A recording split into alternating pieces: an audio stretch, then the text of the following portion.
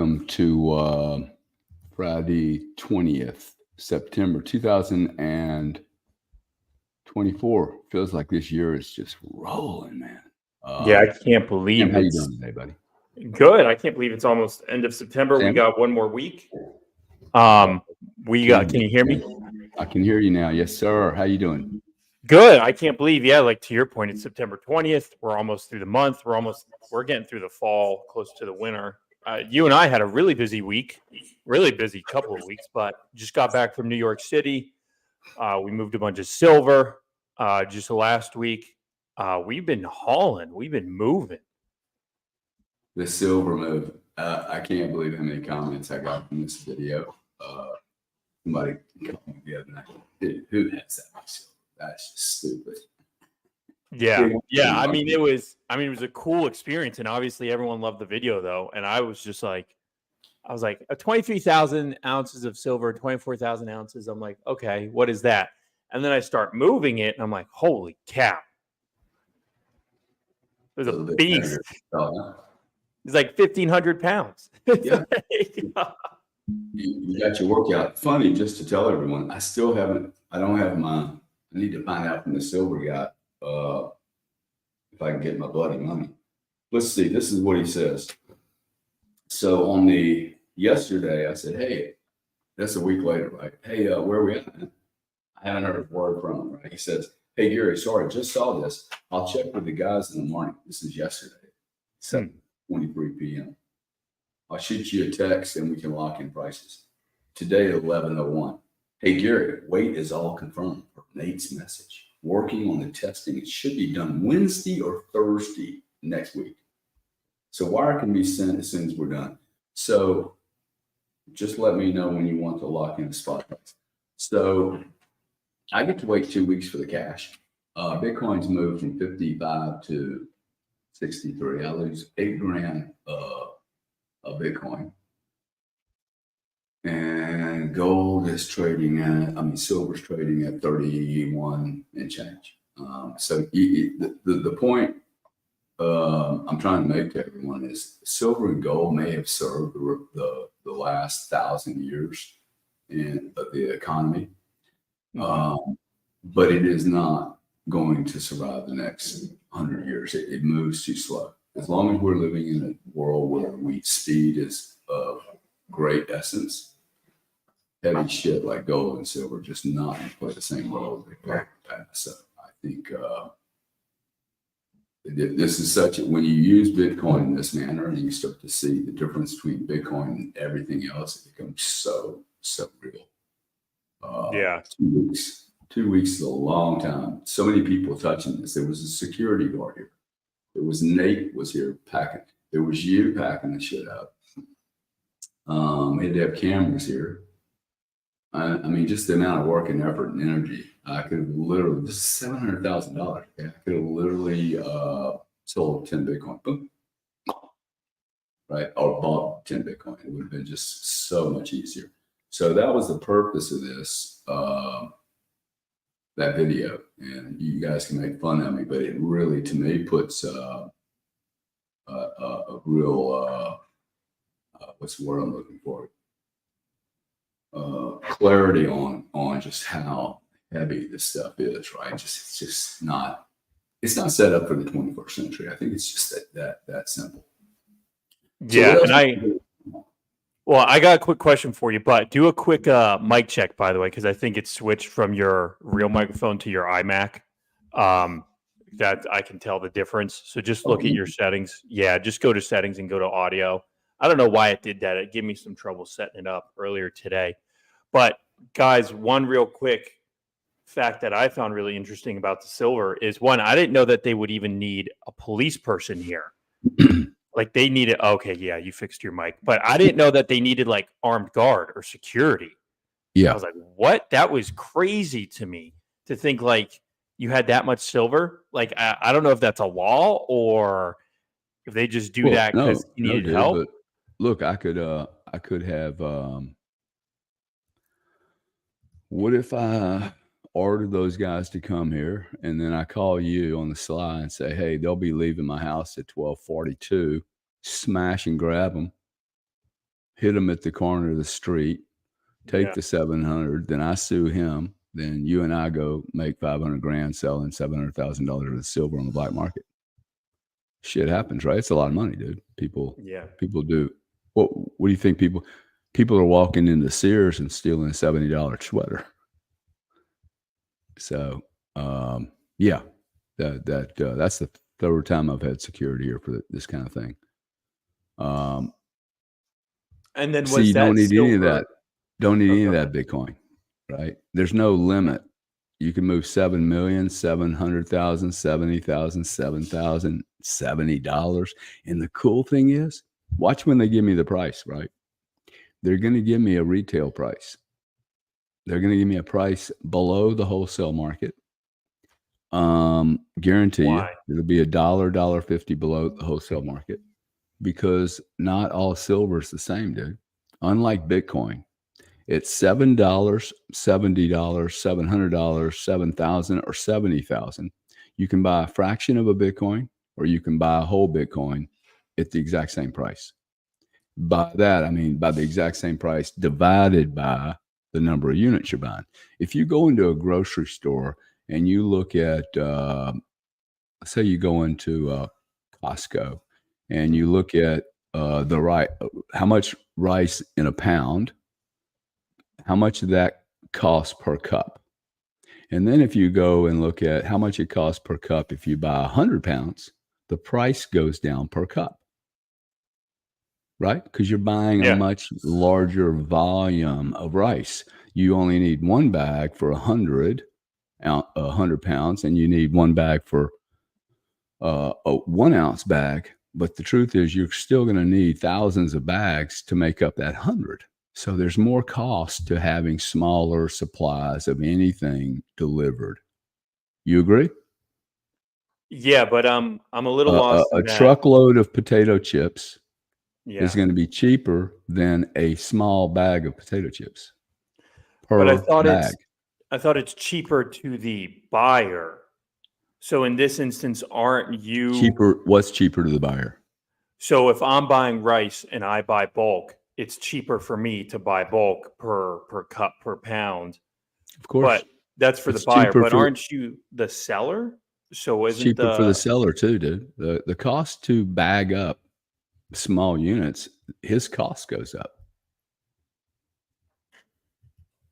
Got it. Okay. The reason that people go into the small micro markets is they want to make that extra margin by packaging up things, because the point I'm trying to make is there's no market in the world where you can go in and buy a fraction of a barrel of oil at the same price that you can buy an entire fucking reservoir for. This is the point I'm trying to make. Michael Saylor just bought $250 million more of Bitcoin. He did it at the exact same price I bought $250,000 worth of Bitcoin. Like, I'm not getting penalized for being a small guy. That's the point here. Bitcoin allows you, do not tell me that you like Dogecoin or XRP because it's 50 cents or 8 cents and Bitcoin 70,000. Oh, I can't afford 70,000. Dude, you just went and bought $5,000 worth of Bitcoin the other day. You should know this.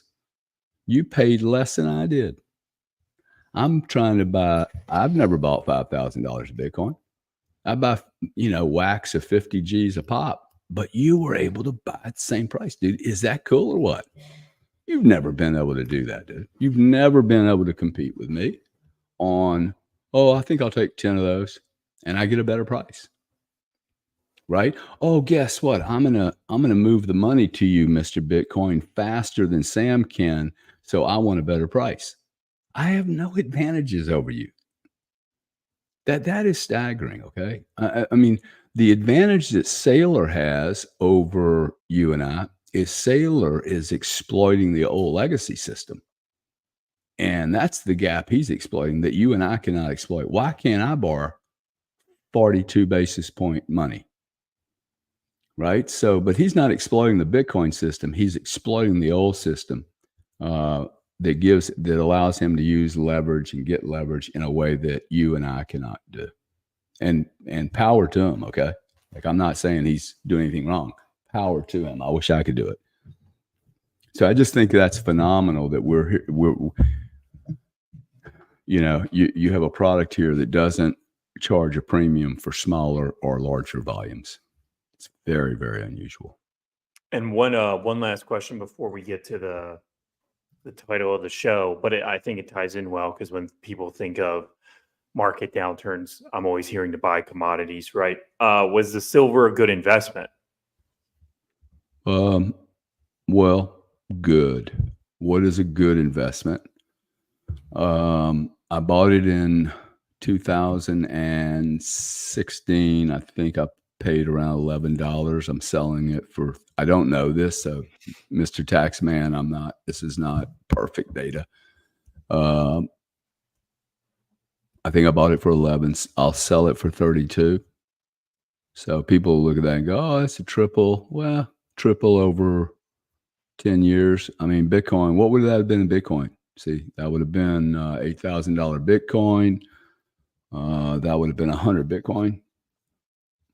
We'd be at 6 million today compared to 700. I think that math is right. So relative to Bitcoin, been a really bad investment. Relative to protecting my money at $11 and going to 32, if I sell it for 32, that's my magic number. I probably just kept up with inflation. So does that mean it was still better than holding cash? Oh, it's always better than the whole cash. See, the thing you're getting stuck on the cash thing, is cash is only good for you if you're sitting it in under your mattress and waiting for an event where you can deploy it extremely cheaply. That conversation we had at lunch yesterday, you saw that guy's eyeballs light up when I said, hey man, like you literally have a part of your corporate ethos is this Bitcoin sitting there unless I can steal real estate. I mean, just rip its face off and be the best buyer, most liquid buyer of last resort right before a financial problem on a big asset. I'm talking about buying stuff for 25 cents on the dollar, man. I don't know how I got stuck on that, but see, that's where you'll be able to buy apartment buildings much cheaper than other people. Because unlike Bitcoin, the apartment buildings, they have time on it. There's liquidity issue. There's default issues. There's all kinds of issues. But I think the power of having something like Bitcoin that allows me to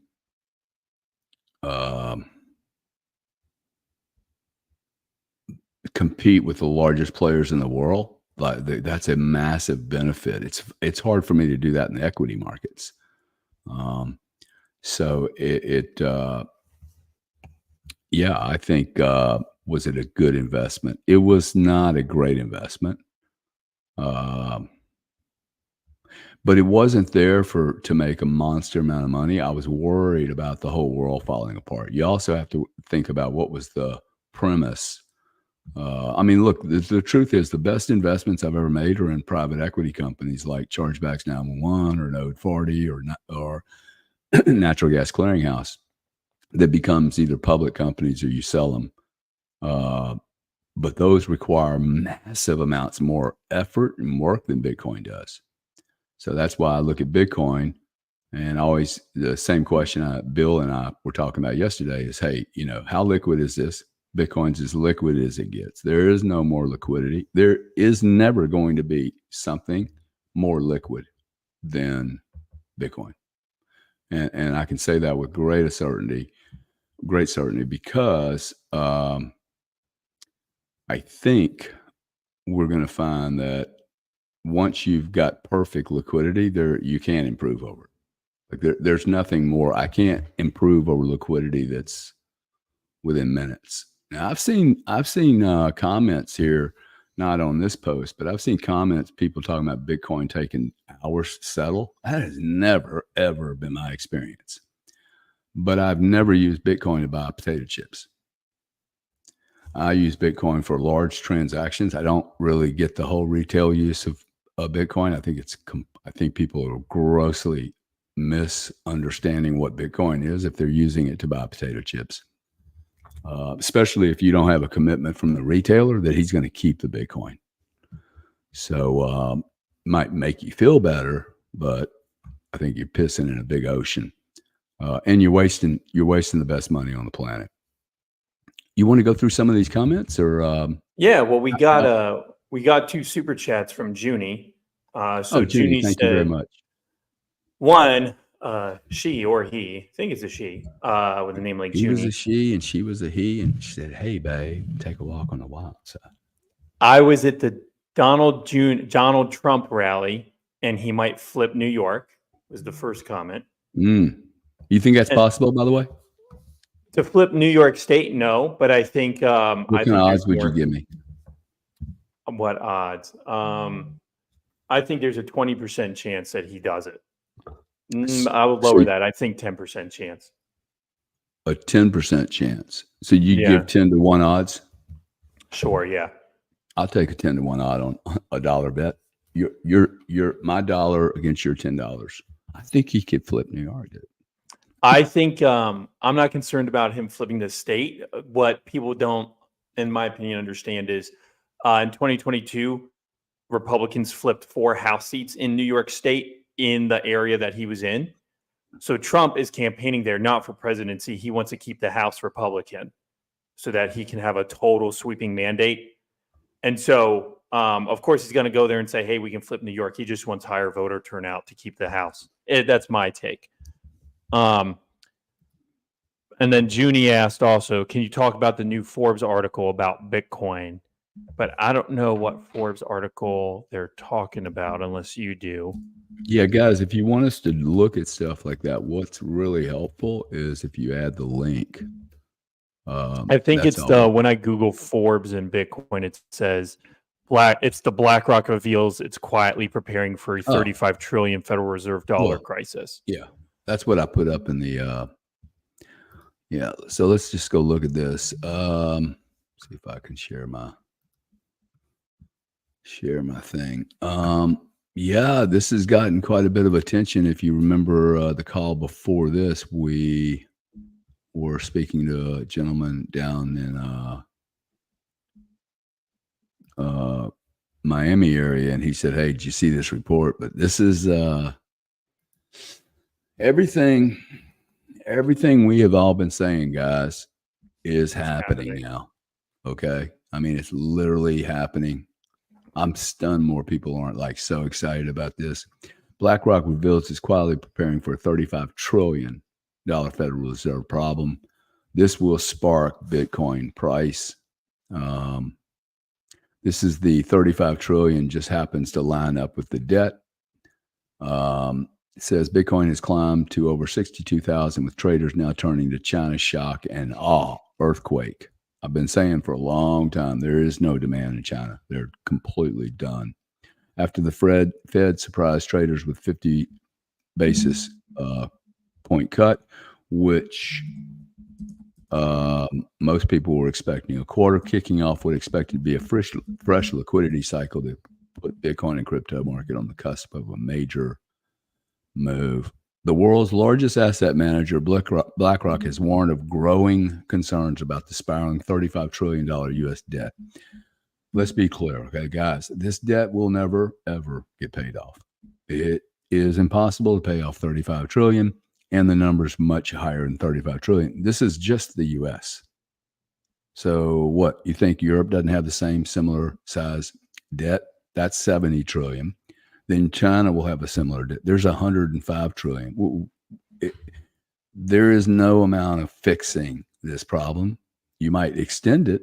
You might say, okay, we're going to just push it out into the future. That is what they will do. They will push all this debt out in the future through some kind of engineering. Let's see. Eric Balcuna says, Second Amendment of money, U.S. debt pile of 35 trillion. It's growing at a clip of $1 trillion every 100 days. $1 trillion every 100 days. I would challenge everybody in this room. Pardon? That's wild. That's just I would insane. challenge everyone in the room to attempt to write down the number 1 trillion on a piece of paper. You will find it very challenging. Most people will mess it up, okay? But you most certainly won't do it correctly the first time. So $1 trillion is a very large number. And to even consider, look, I mean, look at this, okay? This gentleman, what if U.S. buys Bitcoin, pays off $35 trillion when you have no debt problem and BTC crashes? Okay, so what does that mean, sir? Does that mean that Bitcoin goes from 1 trillion to 35 trillion? And then you're worried about BTC crashes? Like if that were to occur, Bitcoin becomes the core money.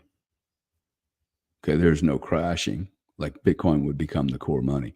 This is, I mean, if this scenario is even possible, whoo. Now, a year ago, we would never have said that we would see this on Forbes from BlackRock. Please, anyone in the audience, tell me that you expected to see BlackRock in a Forbes magazine talking about a $35 trillion problem that Bitcoin might solve. Anybody? Fred Krueger, Michael Saylor, anybody, man. BlackRock themselves, okay? Rob Mitchnick, anybody. Did anybody expect this? I don't think so, okay? Roger Ver, did you expect it? Because if you would have, you probably shouldn't have ended up in trouble for over $50 million. Okay? Machinsky, who's going to end up in prison. Why did you guys all cut corners, man? You could have just played this game so nice and clean, but instead they had to get greedy and do the sharp play. I just don't get it.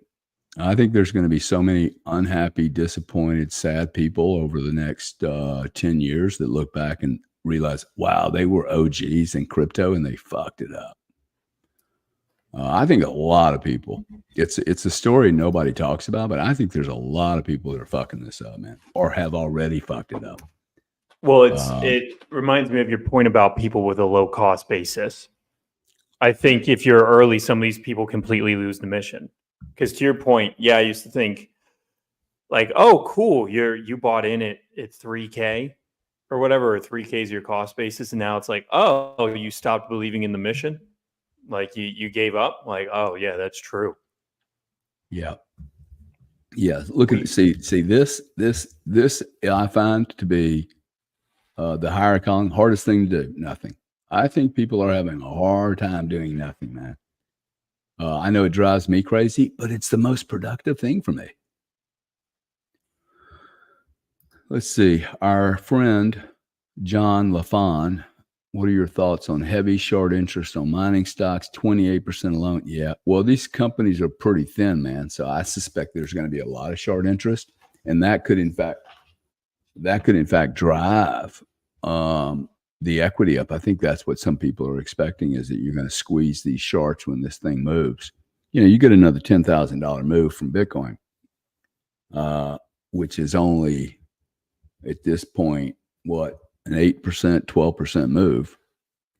I think these miners rock, you know. I mean, they hit some bottoms last week, pretty merciless. And they're now doing, they're responding to this price move on the 5% plus, or the five basis points plus. The miners have benefited from this reduction in interest. All corporate real estate, it's about $1.4 to $6 trillion of corporate real estate that's coming up for default. All that benefited from yesterday, from the 50 basis point drop. Whether it's enough or not to save some of these, I doubt it. When you said it's coming up for default, what do you mean? Well, this is all real estate that was bought in 2020, 2021, and they paid a floating interest. So the rates went from 2.5 to 7.5 almost overnight when they increased the rates up to 5%. That whacked anyone that was assuming that they were going to have zero interest forever, and they built their economics on their investment thesis using relatively cheap interest rates explode. It then puts them out of their contract covenants on the corporate stuff. And when it happens in size, of course, everyone ends up with the same problem. So you have 1.5 trillion dollars that's underwater that needs to get sold and refinanced. And that's why you're seeing corporate real estate. I saw a deal in Minnesota go the other day for 9 cents on the dollar, dude. So if it was sold for 300 million, 4 years ago, it's being sold for 40 million today. 30 They're or 40 just trying to million. get out because they can't deal with the interest rate. They have they can't pay the bill.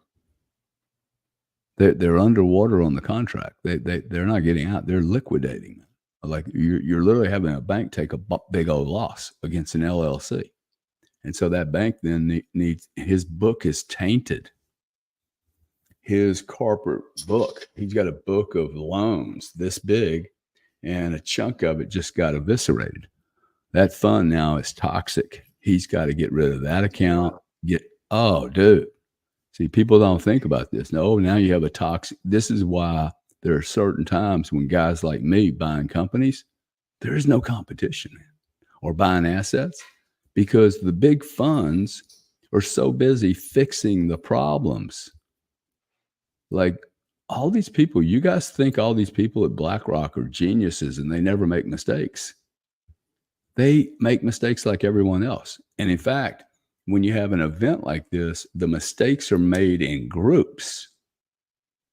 And all these groups follow each other. They're all competing with each other. All they have to do is outdo or get near the returns of other people and have less losses. And that puts them at the top of the leaderboard. But imagine if everyone's doing the same thing and you end up with a virus type contagion.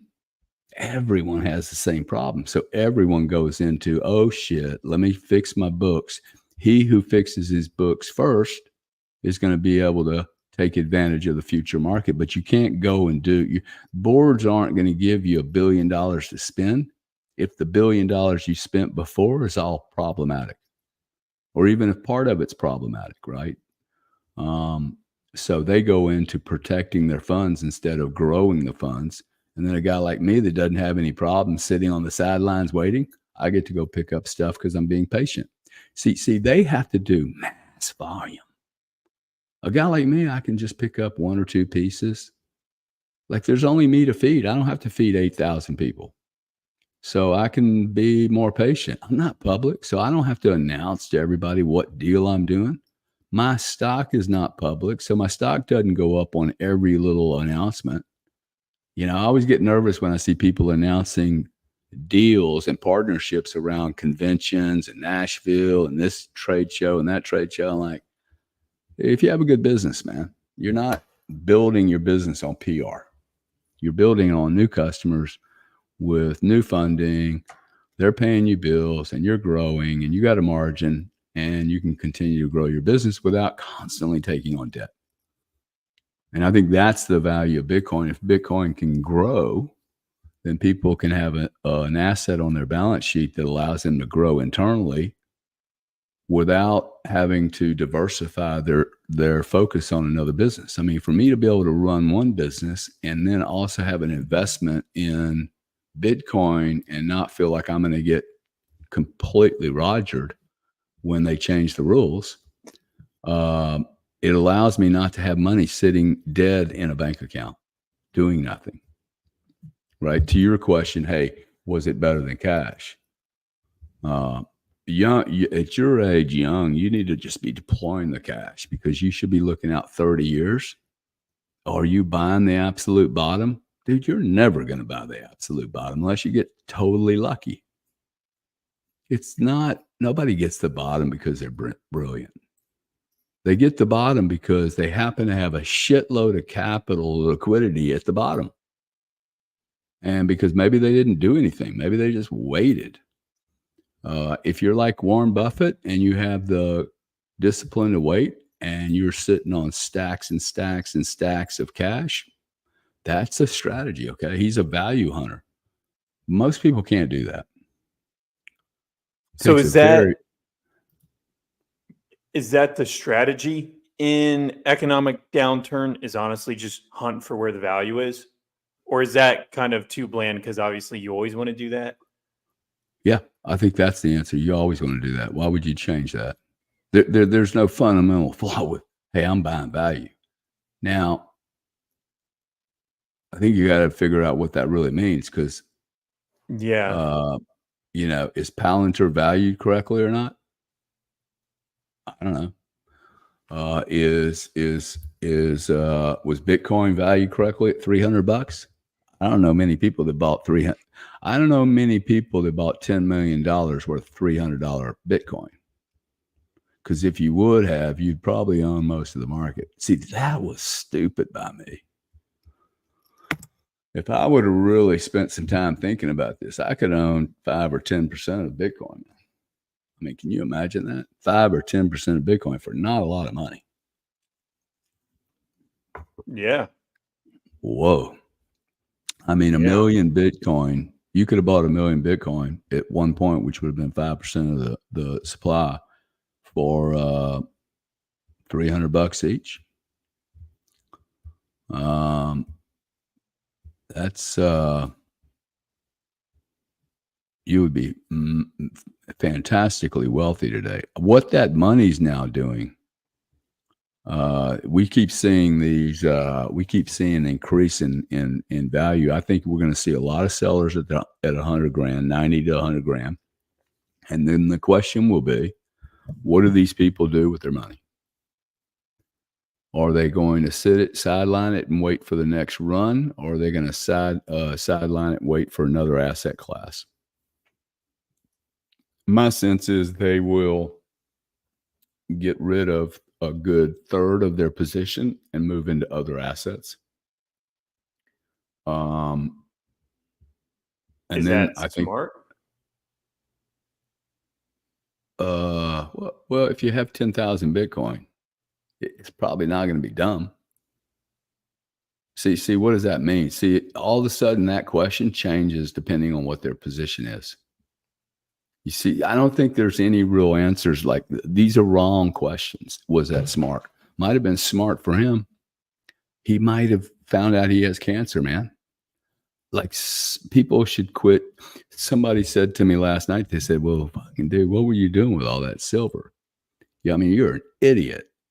And if all you understand is all that silver showed up in a closet one day on one moment, people should stop judging people how shit shows up, right? Like, what if my family gave that to me? Like people shouldn't just assume, oh, well, that's just a dumb thing. Well, you don't really know how that happened, man. Like that silver story is a weird story. That's not literally the silver I originally bought. That's very different silver than what I originally bought. That silver the silver I originally bought got stolen from me. And I got it back. I found out one night it had been stolen. And I'm like, what the fuck? I was doing a deal and 2:00 in the morning. I said, hey, by the way, where's the silver at? And they're like, oh, it's been gone. It's been sold. I'm like, what? So it almost killed a $200 million deal at 2 a.m. in the morning. And I was like, dude, that silver's fucking getting back here before this deal was signed. And the silver showed up, but what I didn't do, and I said in the contract, 23,700 ounces of silver, different silver showed up. So they fucked me on the quality of the silver, not the quality. The quality is 0.999 silver, but it had all these fancy logos on it, American Eagles. They were beautiful too, dude. You think these are beautiful? The shit that I lost, they were stunning. But again, they were stunning. They had nice little logos. If you want to pay a premium, $20 premium for a nice little logo, Bitcoin doesn't need a logo. That silver is exactly the same silver. It's silver. It just has a brand stamp on it, which, by the way, costs money that I paid for. Right. So I don't know. I don't really judge. One, I still have my capital. And I bought the silver because I was worried about the world. There wasn't Bitcoin at the time. And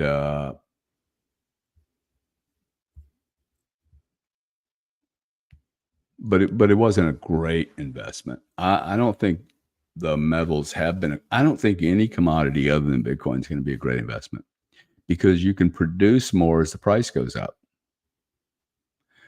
And anytime you can produce more as the price goes up, I don't think you're going to have a situation where any of these products are going to do anything but go down. They may go up for periods of time, but over long periods of time, gold and silver should go down in price because minimally technology should get better. And if it doesn't get better, then the price will improve because you can't get enough of it. And then technology will get better. And under no circumstances is gold going to do a 44% return every year, year on year. In CAGR, that's compound annual growth rate. This is, yes, it's basically the rate by which a firm will view what is the accumulated growth rate over, going out into the future. Or if it's measuring the past, it's just measuring the past. But. Got it. I think it's useful for me to think, okay, yeah, you're a different type of seller in Bitcoin if you have, less than 100 versus then, to your point, if you had 1,000 or 10,000, right? Because if you have less than 100, my assumption would be, well, maybe you still don't want to sell that at 100 grand. But if you have 10,000, less than 100, what? Bitcoin. I think it's just relative. I think once you get into the big volume, their world changes. Right? I mean, yeah. If somebody's worth, well, this is my point on billionaires. There's 2,516 billionaires on the planet. How many of those got to be crazy son of a bitches like me? They go, hey, I've got $4 billion. I'll take $1 billion and put it into Bitcoin. One, they're going to be able to borrow. Two, if their 4 billion goes to 3 billion, is that going to change their life? No. If it goes to $10 million of Bitcoin, is it going to change their life? Probably so. Okay, that's taking $1 billion and turning it into 10 billion. And that happens in a really short period of time. It's not like, 4 or 5 years. Dude, that's significant. So I think people will look at again, there's 2,516 billionaires. I'm not one of them yet. It doesn't take but 200 billionaires do $1 billion each. Could that happen? Dude, I could most certainly see that happen. I know these numbers are really hard for most people to why would anyone do that? Once you understand what's happening here, why would anyone not do it? Like, look at my little situation. Dude, your right leg is moving so much, your whole body's shaking. I can see it in the video. I will most certainly take over 25% of my net worth and smash it into Bitcoin. If I lose it, if it goes to zero, nothing's going to change for me. Well, I won't have as cool of a life. Okay. But if I'm right, and I think I'm right, it's going to be really chilly over here, dude. We're going to be super cool. So to me, I don't have opportunities to do this often. And when you look at the opportunity, you're like, why wouldn't I run into this thing hard? It's like meeting the perfect other human being. Like if you meet the perfect other human being and you're wanting to be with another human being, how many times do you continue to reevaluate the perfect human being, dude?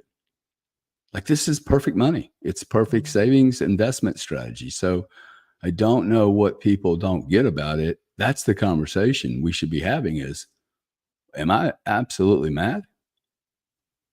Okay. What if I'm not? There's 800 people listening to this. What if 800 people out of this, or 1,000 people, actually think diversity is the way to get rich, when in fact it is not the way to get rich. The way to get rich is massive consolidated positions that you understand and you're devoted to, dedicated to, and you ride through the journey. And you're either right or you're wrong. And so I don't really get why people should be asking this question. They should be saying, look, if I have to thread my way through this needle, right? If I'm making less than $200,000 a year, and I know that 6 billion people, 5.8 billion people out of the 7-ish that we have make less money than $200 a month. Okay, they're under the poverty line, dude. Like there's 2.5 or 3 billion people that make less than $2 a day. They're never coming out of that hole, dude. That hole is that hole is so deep, it's impossible. So what they're trying to do is, many of those people are trying to move into high resource areas, dense, rich resource areas. I'm not sure that's working, but that's going to be their move. Migrate to a resource rich environment. My move is to, guess what? Migrate to a resource rich environment. I happen to be able to move to Bitcoin though. And I think that's going to be a really, really cool savings plan. My hope is that I make so much money from Bitcoin as being in this particular side of the seesaw of wealth or power or whatever you want to call it, is that maybe there's a few more Bitcoiners like me out there that actually want to then turn this into power and actually help the world improve. And I think that's the only way this works. Okay. Me sending I tell you what I could do. I can triple the net worth of most of those people, of those 3 billion. I can send them all each $2. Accomplish nothing. I can double their pay. Ooh, big deal. Okay. They'll wipe their ass with that extra $2, dude. They don't have clean water. Well, you laugh, but the truth is, that is the reality for them. They're wiping their ass with leaves. Okay. They're eating bad food. They can't even they can't get any calories. So, I mean, if we're just realistic about what's happening here, that gets solved some other way. It most certainly doesn't get solved by bringing a couple million people into a resource-rich environment. You're pissing in the ocean, man. Like there's too many people. 5 billion people are under the poverty line. That doesn't get fixed with, let's move 500,000 people into Poland and let's move 500,000 people into another country. You still have billions of people that are underwater. So I'm not smart enough to figure out how you solve this world problem, but I do know that if I can solve my own problem and become and get out of being underwater. Have you ever tried to walk down the street when you're 3 feet underwater? Have you ever tried to go to your job and be present when you're drowning? Okay, it's impossible to be productive when you're drowning. So I keep talking about getting away from the gravity. First thing you have to do is how to get out of this fucking gravity. And if you're at $2, dude, it's too big of a problem for me. I can't get you out of gravity, but I can focus on getting myself in a much higher altitude, right? Why? How do I do that? I continue to take fiat and use it as rocket fuel to keep my rocket going north, right? But I have to keep reinvesting this fuel. Just like me putting gasoline in my Range Rover does nothing for me unless I'm driving the Range Rover. I do not put gasoline in the Range Rover, drive it into the garage and park it. Okay. If I'm going to park it, I'm not going to fill the tank up again. I know people that go to the station, they fill the tank up, and then they want to save the driving miles because they don't want to burn the gas. And it's like, well, you're not burning gas, dude. You're driving a vehicle to accomplish something. And without that gas, that vehicle is worth nothing. Zero. Now, this may sound like a stupid analogy, but most women, I think 72% of women have money sitting in cash in banks. That is exactly like taking a bunch of gas, sticking in your fancy Mercedes that you can't even afford, and then not driving it anywhere. Okay. In fact, and then taking Uber. Talk about dumb. Okay. I mean, that's just dumb. So, I mean, I see people that own a car and then they take Uber. I'm like, dude, why would you do that? I thought you owned I think if you own a car, you're kind of committed to doing the deal. Well, I'm going to be drinking tonight. Oh, well, then maybe, you shouldn't have a car. Car doesn't suit you when you do certain things. That's interesting. So I'm interested. Bitcoin allows me to do it. I can drink on Bitcoin. I can be sober on Bitcoin. I can be married on Bitcoin. Gosh, I can move around anywhere in the world on Bitcoin. I don't need any gasoline to move. I don't need to call up anybody on a Friday and beg for my money to be moved. This is really irritating. Can you please move my money for me? Well, let me think, Gary. Now, you didn't give me the perfect address. Well, it's not a physical address, dude. It's a wire transfer. Why do I need a physical address? We need to know everything about everyone. It's irritating because the truth is, when I do this shit on Bitcoin, everybody knows about everything anyway. But we're not wasting our time asking stupid questions for KYC and know your customer, right? It's once you start using it, you realize, oh shit, this is it. This is game over, dude. This is most certainly happening. Do you think every strata, every class is going to be buying Bitcoin in the next like 3 to 4 months? No, but your 3 to 4 months was the defining key on the no question. If you take it 3 to 4 years, the answer is, oh yeah. Why no in 3 to 4 months though? Because that's when I'm seeing a lot of people. Because nothing happens like that in 4 months on that scale. And yeah, no one's in Bitcoin. This little echo chamber we live in, okay? We all get a big old hard on thinking that we're cocks ready and all that shit. There's nobody in Bitcoin yet, dude. This is maybe less than 1%. Less than 1% of all the money on the planet even come into Bitcoin, right? In fact, far less, because there's more than $100 trillion of money moving around. So Bitcoin's $1 trillion market. It's less than 1/100th of the market.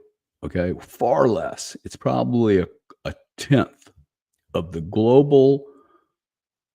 total global economy we know about. It's no more than 0.1. I agree with you, Bitcoin bull. Not more than 1.1%. Everybody's talking about 52. There are not 52 million U.S. citizens holding Bitcoin. There might be 52 million wallets. Okay, but most of them have $10 in them. I mean, I got one that's got $12 in it, dude. I don't trust it. $12, probably never had more than $12. And there's no activity. So, I mean, if you got to 10%, you're $10 trillion market. If you got to 1%, you're $1 trillion market, a $10 trillion market. I think that's right. And the markets are under, I mean, I don't think these numbers are even real because I think you're into the multi-quadrillions, quite frankly, after you add derivatives and debt, all these other little games. Truth is, we have no idea. Okay. But it's a large number and Bitcoin needs a very small percentage of that. And we don't need it to happen in 3 or 4 months. You know, that's the truth. I don't think 3 or 4. I like the Bitcoin's doing what it's doing. I don't want to see a $30,000 God candle. That's unstable, man. That drives a lot of pain on people. You want to see those when you hold it, right? But like $30,000 candle is not. That's or a $10,000 candle. These are big moves. Someone commented, which I disagree with. They said, if I get in now, it's not going to really change my life. Like, I don't think that's true. Even I don't know why they would say that. Well, one, you may not know where their life is. If they're multi-billionaire and they're 80, if they're worth $2 million and they're 96 and they know, okay, well, I can afford my house, my death. You know, people's agendas change, man. Maybe, you know, you lose a child and money all of a sudden. Hey, Bitcoin's not going to change my life. Well, that's true. If you just lost your kid, dude, Bitcoin's not going to do shit for you. Bitcoin's not going to solve every problem. If you're mentally disturbed with one Bitcoin, you will be mentally disturbed with 10,000 Bitcoin. In fact, you'll probably be more mentally disturbed. It will accentuate. I find money and power accentuate weakness. They don't make weakness go away. They actually accentuate. I mean, I find myself more questioning myself today than I ever did. So this thing about money solves very few real problems. Very few real problems, but it creates a really comfortable environment. Like I have problems, dude. I have issues I have to start with. I do. Like this morning, you show up. I'm like, fuck, I don't want to be doing this early in the morning. I didn't sleep again. I'm a cranky. But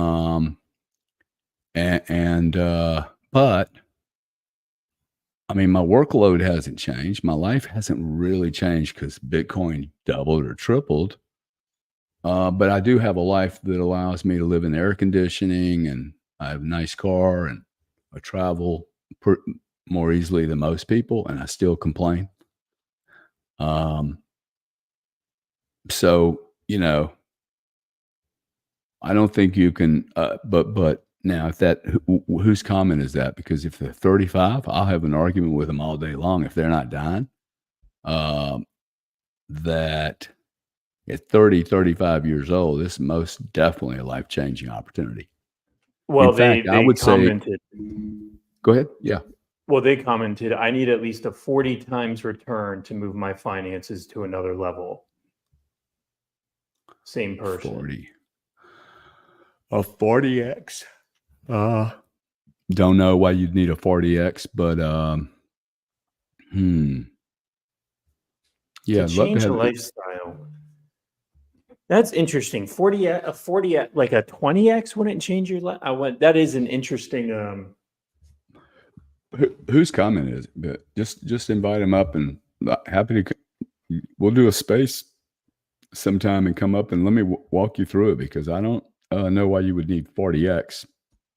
Yeah, Glenn. In the next 5 years, my wealth is going to change massively, dude. Okay, I will be richer, far richer than my twin brother. Before this is done, in the next 5 years, it's going to surpass real estate in a magnificent way. So I don't know what people are doing. Let me tell you, I didn't think this was a fucking unbelievable opportunity, I'd be reading a book right now. I would not be doing this. In fact, I think it's so big that I've got an investment in another company that's serving the industry. This is an industry. You guys do not fully understand what's happening here. This is going to be one of the largest industries in the world that you're watching roll out right in front of you. In 10 years, there will be no one talking about this cash stuff. Nobody's talking about it now. Okay. No one's talking about it. Nobody's going to be talking about moving gold out of the homes. $68 trillion is getting ready to be transferred from wealthy families, people like me, the boomers that you guys talk about hating. We're the richest motherfuckers this planet's ever seen. Okay? The richest you have ever seen. We're getting ready to dump $68 trillion into a marketplace full of 30 and 35-year-olds, 40-year-olds in trust. What do you think they're going to do with this? You think they're going to buy antique cars, man? And a bunch more homes? They don't want to live in their dad's home. They're going to sell their dad's home, dude. My kids are going to dump this fucking house. In fact, they'll be instructed to dump it through my lawyers. The moment I die, sell that motherfucker immediately. Immediately dump it. Okay. And then convert it to Bitcoin and give it to my kids. My kids ain't going to keep this house. They're going to be like, what the hell? And none of your kids should keep the house, by the way. Okay. I'm going to give you a little parenting tool. Why would you give your kids the house? That gives them a responsibility, man. Okay. And it locks them in. You think you're giving them a gift, you're locking them into that county. They have to now mow the grass and take care of it. Just have your lawyer dump the damn thing and give the kids the cash and move on down the road. By the way, you're already moved down the road. You don't care about that house. Okay. You're already leaving them with the problem of having to clean the bloody house out when you're gone, which is a drag. I've had to do it. It's a drag to do. So to me, I don't see these kids. I don't see, this little Bitcoin thing being a thing today, being smaller in the future. And if we truly only have 1%, 1/10 of 1% to the guy that says, hey, it has to 40x, 40x from here would be 2.5 million. No, 40x from here would be, 2.5 million, right? Yeah. Sam. Roughly. Roughly. So I don't know. I don't think that's impossible. And what's the time horizon, right? Now, will I see 2.5 million Bitcoin before I'm dead? I hope so. I mean, 60. Yeah, in 20 years, if the average, or let's say you lived to 80.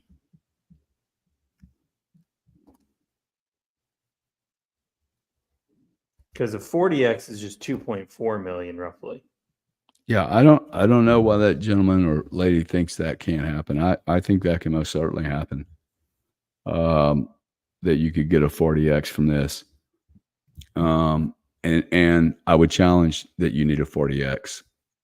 I don't even know what that's about. Yeah, I don't know what that's about. The other thing is everyone keeps talking about diminishing returns on Bitcoin. We'll see if that's true. I'm not convinced that's going to be true. Oh, really?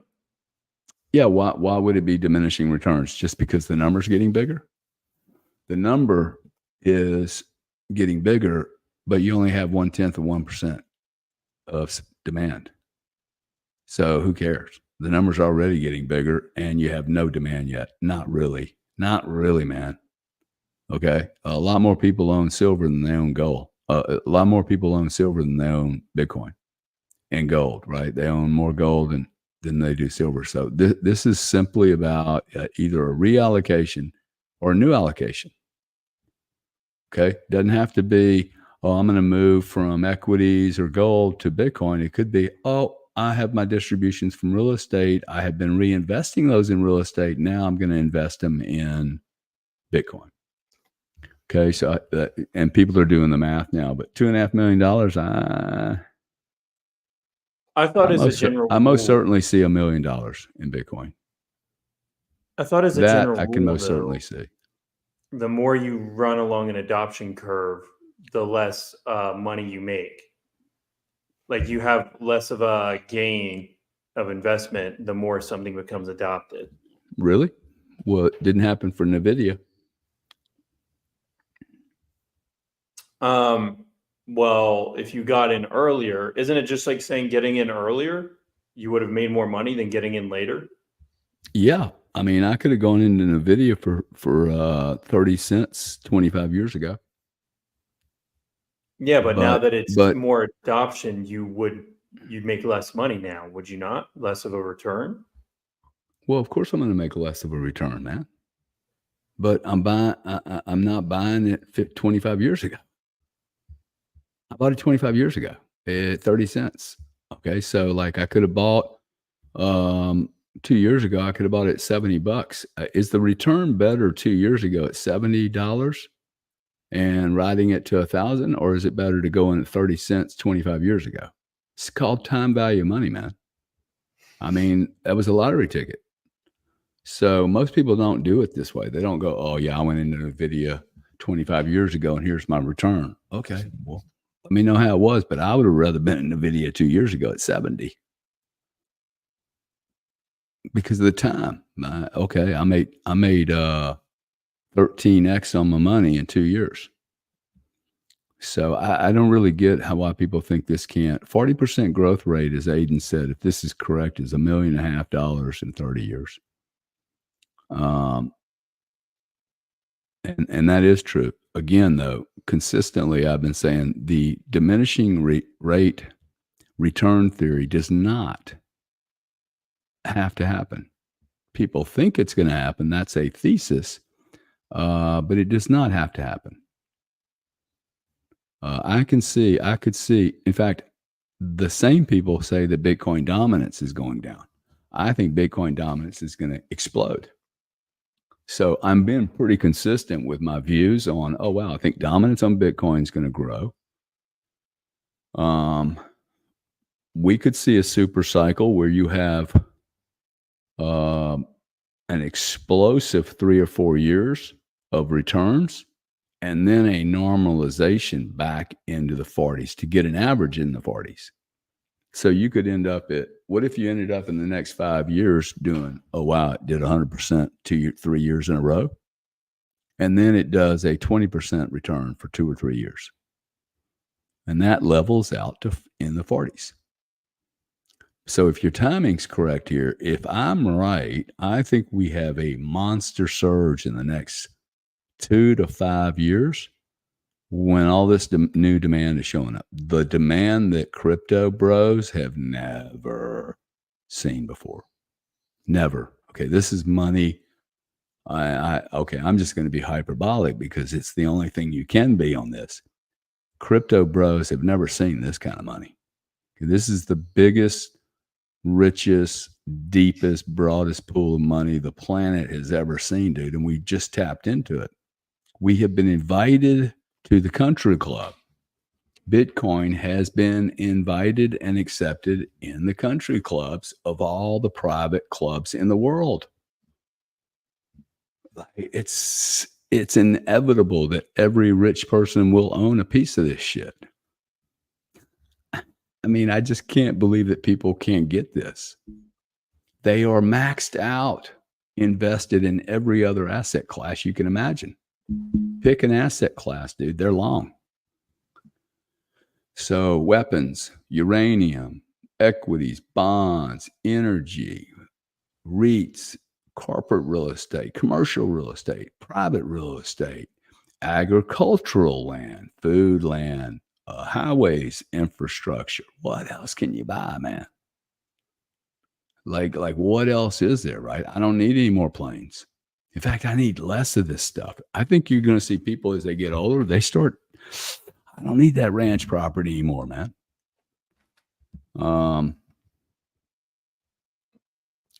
So it's, I think, I would be very careful of who I'm listening to right now.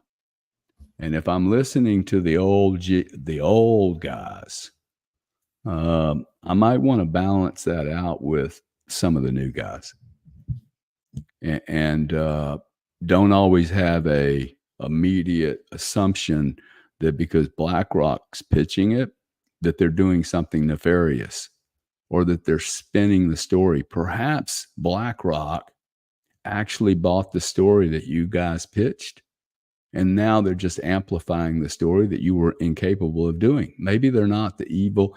I don't really care if they're evil or not, dude. They're in the game. And without them in the game, Bitcoin's not a play. But with BlackRock and JP Morgan and everybody else that's in this game, I remind you, I spent some time on Wall Street with these people, and I've never seen so many monster players come here, and they're sending their best people. So this is not a, very quick little ignition of a fire of a match. This is like got real volume behind it. It's being well studied. And all the shareholders and the board members and the managers are on board now. They have their teams in place. In fact, one of the challenges that they're having right now, you may have been in this meeting in New York with me and heard this, but they're having a hard time keeping their people unless the management teams may allow these people to focus only on digital. I'm starting to see areas where some of these legacy guys go, hey, Gary, you can run the Bitcoin shit. You can run the Bitcoin industry business for us, open it up. But every now and then we're going to pull you in for a legacy deal. Well, I don't want to do any legacy deals. Now, I would do them because I think that but this one guy was like 30, 33 years old. He's like, I just want to do digital. Now, he's right because he knows, hey, there's no room for me to spend any time on legacy. Studying digital is a full-time job. And this is why I'm so certain this is going to make it, because Wall Street's figured out, oh, this is not a part-time job. This is a full-on study it, and we will own the industry. And I wouldn't wait, guys. I wouldn't be waiting for, why am I not waiting? I'm throwing myself deep into this space because there's a window of opportunity here that I can't replicate again. Okay? These circuses show up.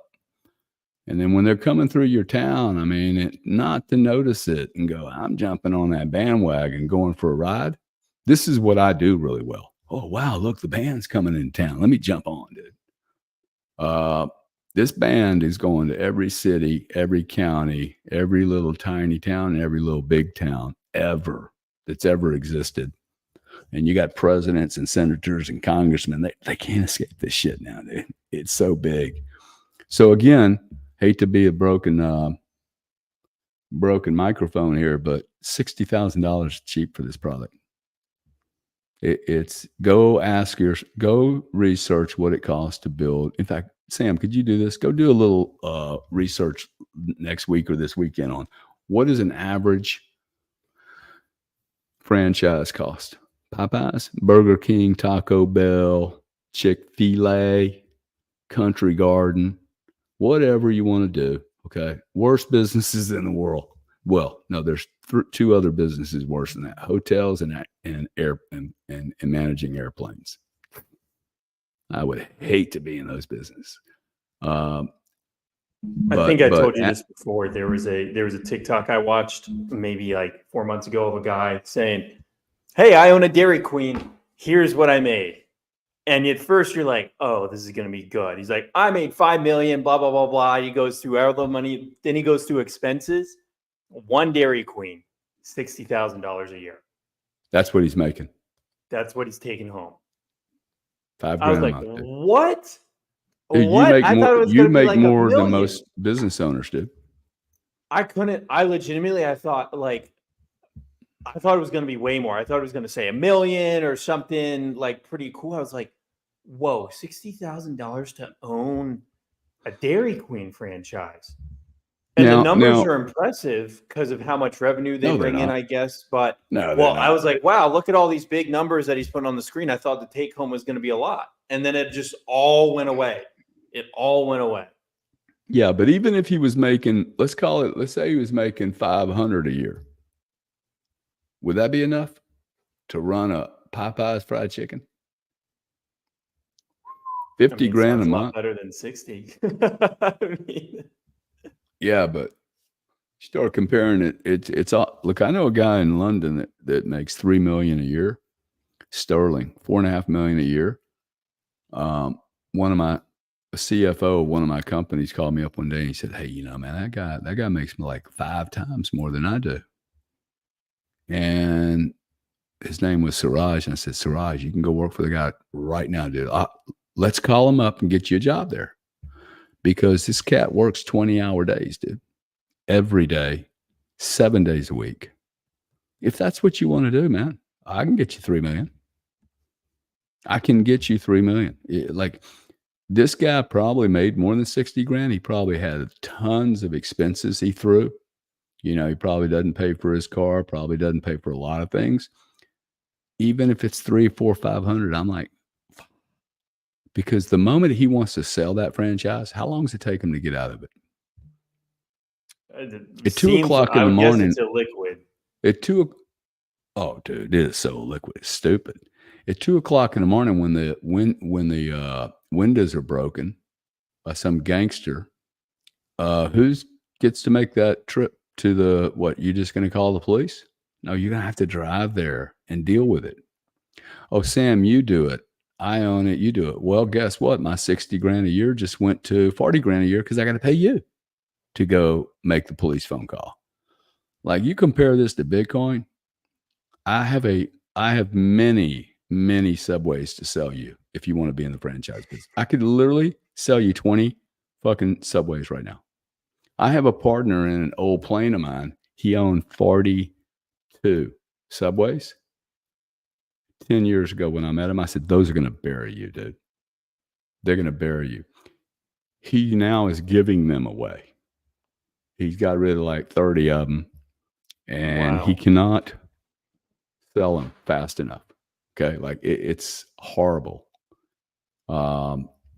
So I think that customer's also broken. That customer's not going to be buying more Popeye's fried chicken. I can assure you that, unless we get more PPP. And the truth is, the consumer's not going to buy Popeyes. They're going to probably go buy Dogecoin and Bitcoin with their PPP. Because the experience at Popeyes is horrific, as it is everywhere else. It's horrific, man. So, and the prices are stupid. So it's getting to a point where I think people are going to start cooking again. Yeah, because it it's does just make like, sense. because you Yeah. can. Okay. Like, I can make fried chicken better than Popeyes now. I used to not be able to, but now I can, because their shit's degraded so bad. Hell, I think we're eating cats, man. Kitty cat, fried kitty cat. Oh man, that's awesome. Well, But it's true though. It's true. The if the cost goes president up. can say it, I can say it. No, well, I wanted to say so many things, but I didn't. But I think that's hilarious. It's true though. The quality's gone worse. The cost has gone up. The experience has gone exponentially worse. There really is no advantage. And you know, I was watching a video, and maybe this is a little bit of tangent, but I didn't realize that I lived in a short time period where the dollar menu was a thing. Yeah. And like I didn't understand just where I was in history because I grew up with a dollar menu. I was like, oh, so there's always been a dollar menu. And no. A dollar menu was a McDonald's dollar menu was invented in like 2010, right? And everyone had a dollar menu. And so when I was like, wow, I can't believe the dollar menu's gone now. And then I watched some like research on it, and I was like, oh, the dollar menu was just like around for a short period of time. Yeah. I just, the economics behind some of that stuff, I'm just like, wow, fascinating. Yeah. Can't do any dollars. There is no dollar store anymore. No. You walk into the dollar store, want to see inflation? Walk into the dollar store and realize, hey, it's false advertising. There are no dollar products. Yeah. Look, dude, they're still making pennies, nickels, and dimes. Why? Why does the U.S. government continue to spend money printing coins? When was the last time you picked up a fucking nickel? I don't. I know. When was the last time you picked up a dime on the street? You're going to walk over it, aren't you? I don't even pick up. Will you walk over a quarter? Yeah. Yeah. Wow. The only $0.25 thing I use guy quarters walks for, over it. the only thing I use quarters for is for my shopping cart at Aldi. That's it, because I need a quarter to stick in to get the cart. It's a tool. It's not even a currency. It's a trinket that I need to go shopping. Yeah. It's a token, dude.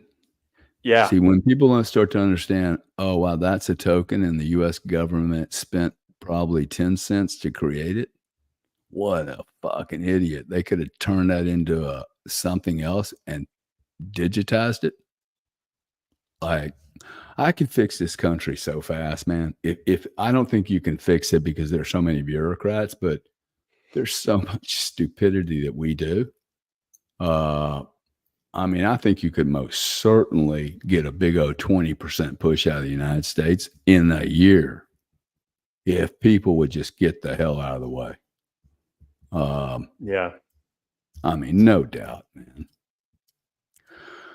Okay, well, listen, what else we got to talk about today? Does anybody have any questions, comments, or suggestions? We're going to probably be printing these prices on Bitcoin all weekend. It's 60, 63. I will tell you, I'm going to place some bids in the high 50s. I'm hoping this thing retraces. If it does retrace, I'm kind of starting to think this might be the last retracement into the 50, the last big test into the 50s. Maybe we have an incident. Maybe we have Trump's other ear clipped. Something has to happen here. We are 45 days to an election. We have the P. Diddy thing that's like a big, I think it's a big deal. I think there's a lot of people here that are getting ready to be exposed. October. Yeah, we have enough time for at least names to come out. And the reason I think that's such a big deal, so people don't think I'm crazy, is just ask yourself one question, and that is, have you ever met Beyonce or Tupac or Oprah Winfrey or Barbara Streisand or any of the great freaking actors, Taylor Swift, comedians, Kid Rock? Do you hang out with all those A-listed celebrities? Who's some top A-listed celebrities in your universe, Sam? In my universe, well, none of those food people. chain. Okay, but okay, that's why I'm asking you, son. So yeah, the top of the food chain. I would see people like Joe Rogan, Elon Musk, Aiden Ross. Okay, but I'm talking about movie stars, Hollywoods, and music.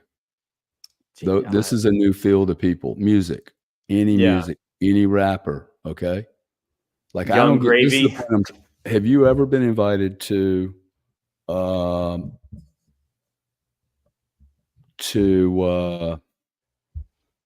Young Gravy party? No, I haven't. Have you ever been invited to who's Jennifer Lopez private party? No, I have not. Oh, okay. So what about any of the top music producers at Sony or Def Records or Russell Simmons? Has Russell Simmons ever invited, or Oprah Winfrey in her club, or Hank, what's Hank's name? Mr. Perfect, Mr. American. I don't know. Hank, who did the, Hank Williams Jr.? No, I'm not that old, son. Hank, who's the big star that did Toy Story, and he's the American celebrity, dream celebrity. Hank. I have no idea. Oh, come on, man. Tom Hanks? Tom Hanks. Okay. Have you ever been invited to Tom Hanks' party? No, he's creepy. No, I have not. You haven't been invited to the most elaborate, rich celebrities in the world. The point I'm trying to make, who is invited? Only the top of the food chain. Okay. Yeah. Presidents, senators, congressmen, other politicians, lawyers, judges, doctors, other celebrities, other famous people. And all those people went to these parties. I did not go to these parties. I was not invited to these parties. And if you knew these parties were going on for 30 years and you didn't say anything, you're fucking guilty as shit. Okay. If you knew this kind of heinous behavior was going on and you went back a second time, big problem. If you didn't say anything for 20 or 30 years, Oprah Winfrey, you are a big fucking gangster, dude. Total evil gangster. If I see shit going on like this, dude, where if Justin Bieber at 14 years old was manhandled and his career could be controlled, they've been doing this for a long time, dude. This did not happen with Justin Bieber. And I saw an interview with Justin Bieber and it's like, whoa, that poor kid's fucked up, dude. So I think it's a big deal because if you think about the very top of the food chain, the Michelle Obamas, the presidents of the world, the Donald Trumps, whoever, okay, I'm not making this about one party. I do think this is really bad on one particular party. We've had 3 music CEOs retire this week. Whoa, that's interesting. 3 music CEO. That's weird. Yeah, the CEO of Nike just retired. If we start seeing a bunch of retirements, and then 2 weeks later we start seeing people's names in at these parties, could be the whole social society, our whole social network that's been fabricated over 30 years becomes unwound. This is exactly the right time for this to happen with everything else that's going on in the world. And dude, I'm telling you, you mark my words, this thing in Hollywood and the music industry is going to all get connected to everything else we have going on right now. War, money, confusion, chaos. It's all the same group of people. What do you think? Could that possibly be true? If you control mainstream media, then you have to control Hollywood music too. Yeah, absolutely. All right, buddy, listen in there. I think that's fairly pointed. Would love to have I would love to have a really heavy duty debate with anyone that believes this is not possible. I think it's absolutely possible. And this is karma, man. I think, something in the universe is going to shed light on the insanity that some of these people have been operating under. And as they say, daylight is the best disinfectant. So I welcome it. Yeah. Having said that, I think everybody should also disinfect their area by being nice to someone today over the next 24 hours. Do something nice for someone, even if it's difficult for you, and do not brag about it. That's a great life hack. How are you finding that? Is that helping you, Sam? Yeah. I mean, it's getting easier. What was the last time? What was the last thing you did? 2 days. 2 days ago, I helped this old lady find her car in a Publix parking lot. I was like, this woman's lost. So I spent like 5 minutes helping her. And then it turns out the car was in front of her the whole time. But it gets easier. The more you do it, the more it's like, okay, let me take 5 minutes and help somebody.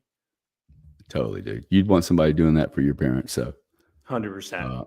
Good job for you. Good job. Well, you guys have a great day. I'm probably going to run a space this weekend, Saturday or Sunday. If you're interested in it, send me some topics that you'd be interested in. Preferably not on Bitcoin. I'd like to talk about other things like what else is important. Once you understand Bitcoin fully, we don't need to talk about it all the time. Like, I can just be chilly with it. I don't have to like wind it down, grind it up, constantly keep playing with it. I need to learn more. But I think that we're all being given a gift right here. And if we all just look into it and join hands, we're going to be a lot stronger with Bitcoin and us collaborating. We can win this game, I think. We at least have one last chance. I think after this chance, we might not have another chance. So I'm going to throw everything I can in the kitchen sink at it. Really appreciate you guys. Sam, thank you very much. And we'll see you this weekend sometime. See you, everybody.